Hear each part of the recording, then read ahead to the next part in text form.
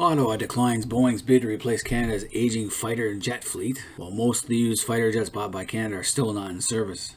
This is the Great North Report. The Liberals have declined Boeing's bid to replace our aging fighter jet fleet. So now only U.S. defense giant Lockheed Martin and Swedish firm Saab are in contention for the contract. The fact that this is taking so long is unbelievable. And Boeing have been told its bid to replace our CF-18s with a new fleet of the American company Super Hornet fighter jets did not meet the federal government's requirements. And this is a $19 billion contract that's being offered. So Boeing, Lockheed Martin, and Saab were told that their fighter had to meet the military's requirements for missions at home and abroad, but also winning the contract result in substantial economic benefits to Canada, meaning that you have to build at least some of it within Canada, some of the parts, or put it together in its final stages, so hire Canadian workers. So Boeing didn't meet the requirements, and that means we're not getting their newest Super Hornet. So it's up to Lockheed Martin's F-35 and the Saab's Gripen fighter jet in the running. Now that's interesting because we were all set to get the F-35 under the Harper government, but Justin Trudeau, when his Liberals won a commanding victory in the October 2015 election, campaign on a platform that stated we will not buy the F-35 stealth fighter bomber. Here we are now, 6 years later, looking at the same goddamn jet, and nothing's been bought. He wanted to launch an open and transparent competition to replace the CF-18 fighter at the time, as the primary mission of our fighter aircraft should remain the defense of North America, not stealth first strike capability. And instead purchase one of the many lower priced options that better match Canada's defense needs. What a joke. 6 years later, we're in the same position. Nothing's been bought. And we're looking at F-35s again. Now, either the Super Hornet or the F-35 would have been good because we're pretty much integrated with the United States when it comes to North American security, NORAD. Sweden's not a member of NATO or part of NORAD. Sweden doesn't have the same commitments that we do. So it looks like this is seen as the government's assertion that it's running a fair and unbiased competition to replace the CF-18s, which is what Trudeau promised in 2015. Well, it's taken a long damn time to do that. A genuinely competitive procurement, which Canada put an awful lot of effort into assuring was the case. Who cares about transparent? I just want them to buy the damn thing. Anything. We're still using fighters from the 1980s. Now, if we choose a different fighter, that would be a major break from Canada's closest allies, the majority of which are buying the F-35. The F-35 has been seen as a proven fighter. And we joined the U.S. and other allies as partners in developing the F-35 in 1997 and has since paid $613 million U.S. to stay at the table. Partners get a discount when purchasing the jets and compete for billions of dollars in contracts associated with building and maintaining them. Now, Harper's Conservatives were committed to buying 65 F-35s without a competition in 2010. Trudeau went ahead and declined that, and they planned to buy 18 Super Hornets without a competition as an interim measure to ensure Canada had enough aircraft until permanent replacements could be purchased. Well, see how well that worked. 6 years later, we still don't have a replacement for our fighters, and we've been forced to invest hundreds of millions of dollars into our current fleet to keep it flying until a replacement can be delivered. And we're looking at 2025, and the last plane isn't scheduled to arrive until 2032. And our CF-18s for about 50 years. Jesus, my government sucks. The Canadian government is terrible.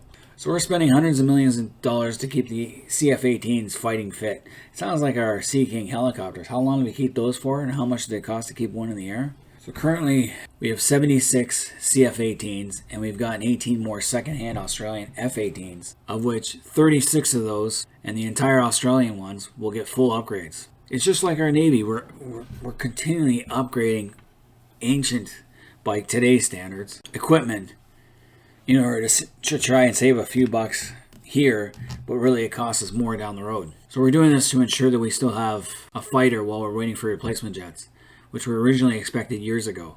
And the extra money comes after the Federal Auditor General warned in late 2018 that Canada's fighter jets risk being outmatched by more advanced adversaries due to lack of combat upgrades since 2008. So they're going to need new weapons, sensors, and defensive systems for the fleet.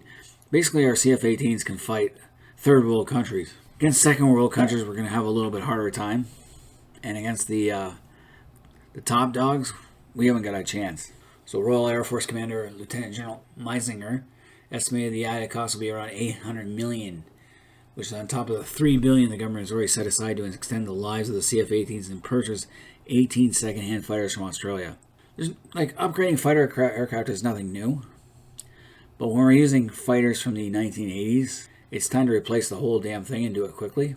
They didn't upgrade these after 2008 because they expected to retire the last of the fleet by 2020, when the new fleet of jets was to have taken over. But of course, our wonderful Canadian government has mismanaged the jet file over the past decade. Competition to select a new jet fighter is only now underway. Even then, the last CF-18 isn't scheduled to retire until 2032. So my kid will be 30. My oldest will be 30 by then.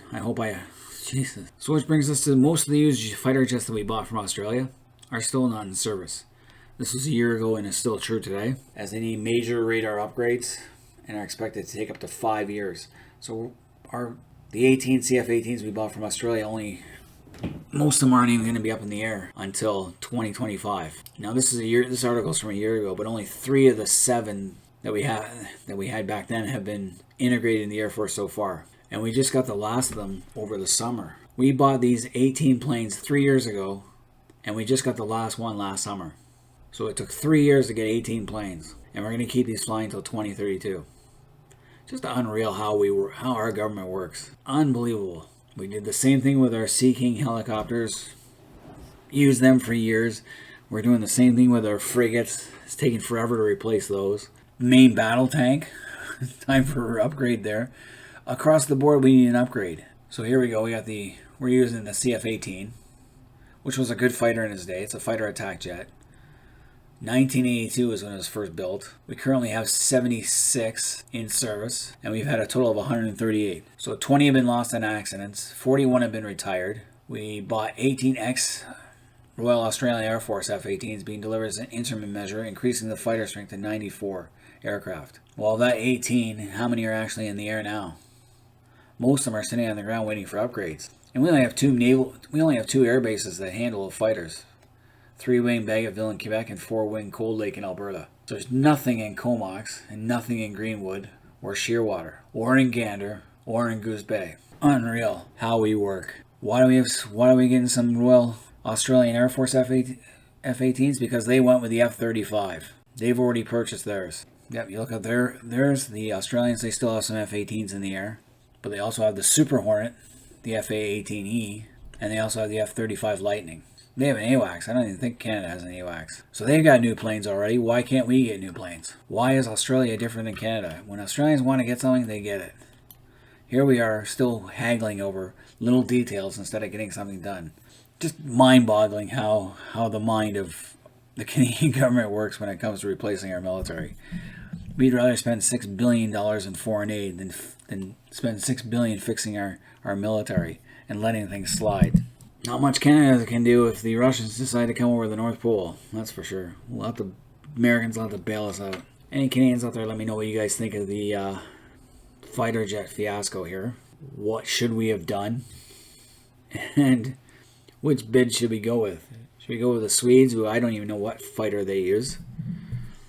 Or should we go with the F-35, which is what most people seem to be wanting? Leave comments in the comment section, hit the like button, subscribe if you're new to the channel. Until next time, this has been the Great White North Report.